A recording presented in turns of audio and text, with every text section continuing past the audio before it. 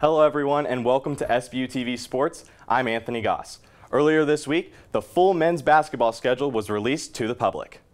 Taking a look at your screen, the 31-game schedule is now set. A few games to point out: the Bonnies will open their season at home on November 7 against St. Francis, PA. And on the road, the Bonnies will take on the reigning Summit League Conference champions, the South Dakota State Jackrabbits. 10 days later, the Bonnies face Notre Dame in the Gotham Classic in Belmont Park, New York. On December 11, the Bonnies will take on Rick Pitino and the Iona Gales at the Barclays Center in Brooklyn. And on January 7, the Bonnies will look to get their revenge on St. Louis after the Billikens knocked them out of the A-10 tournament last spring. Finally, the Bonnies fans will get their first look at the Loyola Chicago Ramblers when they meet on January 21st. A full slate of exciting games as we are just 2 months away from the start of the season. Just last weekend, the Bonnie softball team volunteered at an event organized by community member Leanna Cameron-Franchina in honor of her late twin sister, Alissa.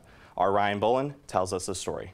I remember after she passed, I didn't realize, just because when you grow up like that, you just get used to a relationship so close, so I never really knew anything different. 15 years ago, Leanna Cameron-Franchina lost her twin sister Alissa in a tragic hit-and-run accident. Birthdays were really difficult, so instead of being sad every year, I kind of just wanted to change my mindset about it and do something meaningful in her honor. Alissa and Leanna's birthday is on August 25th. In her honor, for the 6th time, Leanna hosted the Alissa Cameron softball tournament, a packed day of softball, raffles, food, and a moment of silence in honor of Alissa.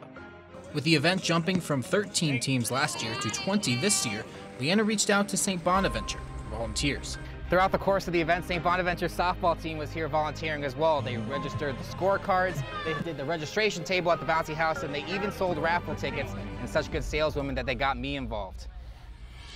I'm going for the kayak, and of course, not a big Bills fan, but Josh Allen, best in the league. For Abby Sir, a senior catcher on the Bonnie softball team, the team jumped at the chance to help out in their community. It means a lot to us to get involved with the community and give back. We're here spending our Saturday raising money for the Home Care Hospice Foundation, and we're just happy to be here. For Leanna, getting the Bonnie softball team involved to help at the event was an easy decision. Well, I'm a Bonnie, so I mean, there's nothing like it. It holds a special place in my heart for sure, and I wanted them to be a part of such a good cause and tournament, and next year hopefully we can all grow together. Families were encouraged to bring their kids along, and it created a fun atmosphere for everyone.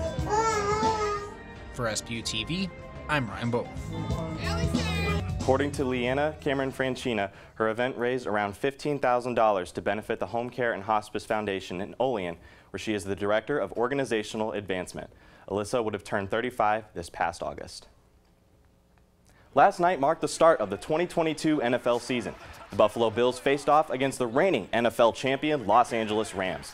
The Bills defense tallied 3 interceptions and 7 sacks. New offseason addition and former Ram Von Miller recorded 2 sacks in his Bills debut. Bills quarterback Josh Allen had 4 total touchdowns. Wide receiver Stephon Diggs recorded 122 receiving yards, including this 53-yard touchdown grab in the 4th quarter to seal the Bills' victory 31-10 over the defending Super Bowl champs. The defending National Collegiate Rugby champion, St. Bonaventure. They finally begin their season tomorrow afternoon against division rival Notre Dame College. The Bonnies team sports a new look. 26 freshmen joined the program this offseason. Assistant coach Daniel Neighbor says some of the new players are already in the starting lineup, and they are hunting for larger roles. We're excited with those guys coming in and a bunch more that are knocking on the door that are either on the bench or part of the JV squad that, you know, they'll be challenging some of our older guys for positions. You know, we always try and look to the big picture, and it's not just about one guy.